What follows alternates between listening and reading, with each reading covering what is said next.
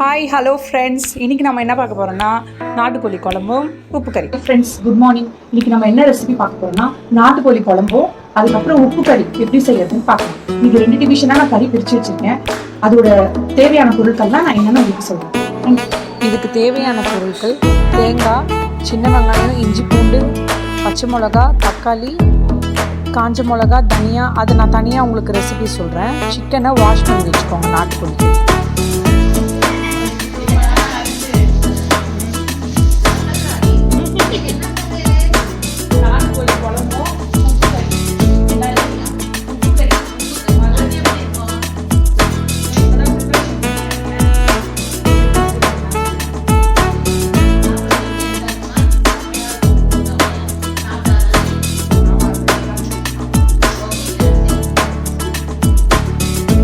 தக்காளி வெங்காயம் சின்னதாக கட் பண்ணி எடுத்துக்கோங்க குழம்புக்கு.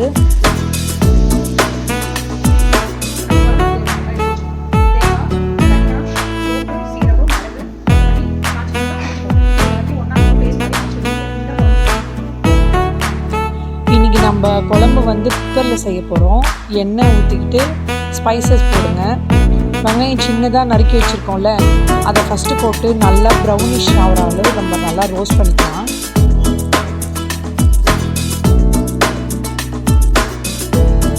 அந்த பேஸ்ட்டு நம்ம முன்னாடியே ரெடி பண்ணி வச்சதால் அதை போடுறதுக்கு ஈஸி. லாஸ்ட்டாக தான் போடணும். இப்போ இந்த வெங்காயம் வதக்குனதில் ஒரு 4-5 சின்ன வெங்காயம் போட்டு வதக்குங்க.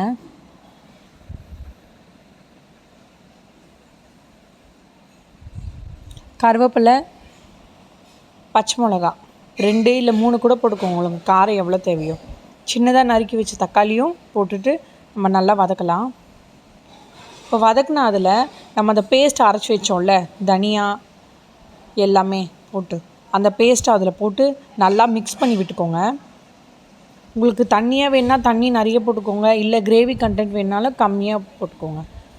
நான் 2லேருந்து 3 டீஸ்பூன் மிளகா போட்டிருக்கேன். 3 டீஸ்பூன் மிளகாத்தூள் போட்டதுக்கப்புறமா உப்பு கொஞ்சமாக போட்டுக்கோங்க. நான் 1 டீஸ்பூன் தான் போட்டிருக்கேன். இது கூடயே மிளகு உடைக்க வேண்டாம், அப்படியே போட்டுக்கோங்க. தயிர் கொஞ்சம், உங்களுக்கு புளிப்பு ஃப்ளேவர் பிடிக்கும்னா தயிர் கொஞ்சம் ஆட் பண்ணிங்கன்னா இன்னும் நல்லா ஜூஸியாக நல்லாயிருக்கும். நீங்கள் ட்ரை பண்ணி பாருங்கள். இப்போ நம்ம கறி வச்சுருந்தோம்ல, அதை இதில் போட்டுட்டு நல்லா மிக்ஸ் பண்ணி விட்டுட்டு நீங்கள் கொஞ்சம் டேஸ்ட் பண்ணி பாருங்கள், கரெக்டாக இருக்கா உப்பு காரம்லாம். உங்களுக்கு கொஞ்சம் ஜாஸ்தி உப்பு காரம் தேவைப்பட்டுச்சுன்னா நீங்கள் போட்டுக்கோங்க. எனக்கு தேவையான அளவு நான் போட்டிருக்கேன்.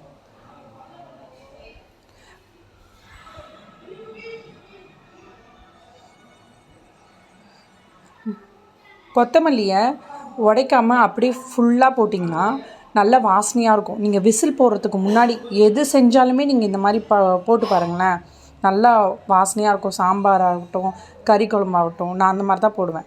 குக்கரில் மூடி வச்சு ஒரு 3 விசில் வந்த உடனே நம்மளுக்கு கறி குழம்பு நாட்டுக்கோழி கறிகளி ரெடி ஆகிடுச்சு. இப்போ நெக்ஸ்ட்டு ரெசிபி நம்ம என்ன பார்க்க போனா உப்பு கறி. அதுக்கு தேவையான பொருட்கள்: சின்ன வெங்காயம் உரித்து எடுத்திருக்கேன், காஞ்ச மிளகா நம்மளுக்கு இன்னும் கூட தேவைப்படும், உங்களுக்கு தேவையான எவ்வளோ காரமோ அதுக்கேற்ற மாதிரி, பூண்டு. அது மாதிரி இல்லாமல் கறியை நான் வேக வச்சு வச்சுருக்கேன், ஏன்னா நான் கடாயில் தான் இதை வறுக்க போகிறேன். இதுக்கான நெக்ஸ்ட் ஸ்டெப் பார்க்க. உப்பு கறி கடாயில் தான் நம்ம வறுக்க போகிறோம். நல்லெண்ணெய் போட்டுக்கோங்க. சின்ன வெங்காயம் எவ்வளோ போடுறீங்களோ அவ்வளோ டேஸ்ட் தரும். காஞ்ச மிளகாவும் நல்லா உடச்சி எடுத்துக்கோங்க. பூண்டு சேர்த்துக்கோங்க. கருவேப்பிலை, கொத்தமல்லி சின்னதாக கட் பண்ணி வேக வச்ச கறி. நான் இது நாட்டுக்கோழி கறின்றதால வேக வச்சேன். சாதா கோழி கறியாக இருந்தால் நீங்கள் வேக வைக்க வேண்டாம், அதுலேயே நல்லா ரோஸ்ட் ஆகிடும். உப்பு கொஞ்சமாக போட்டுக்கோங்க. இதுக்கு தக்காளி தேவைப்படாது. வெறும் சின்ன வெங்காயம், காஞ்ச மிளகா, பூண்டு, கருவேப்பிலை, கொத்தமல்லி மட்டும்தான். மிளகுத்தூள் நம்ம பவுடரை அரைச்சி வச்சுருப்போம்ல, அந்த மிளகுத்தூள் 3லேருந்து 4 டீஸ்பூன் போட்டுக்கோங்க. உப்பு கொஞ்சமாக போட்டுக்கோங்க. இது நீங்கள் அப்படியே வதக்க தண்ணி இதுக்கு போட வேண்டாம். நீங்கள் அப்படியே மூடி வச்சு ஸ்லிம்மில் வச்சிங்கன்னா அது நல்லா ரோஸ்ட் ஆகும். அந்த சின்ன வெங்காயம், காஞ்ச மிளகா காரம் இறங்க தான் இந்த உப்பு கறிக்கு இன்னும் டேஸ்ட்டு ஜாஸ்தியாக தூக்கி கொடுக்கும். சூப்பராக இருக்கும். ட்ரை பண்ணி பாருங்கள். இன்னும் மோர் வீடியோஸ் உங்களுக்காக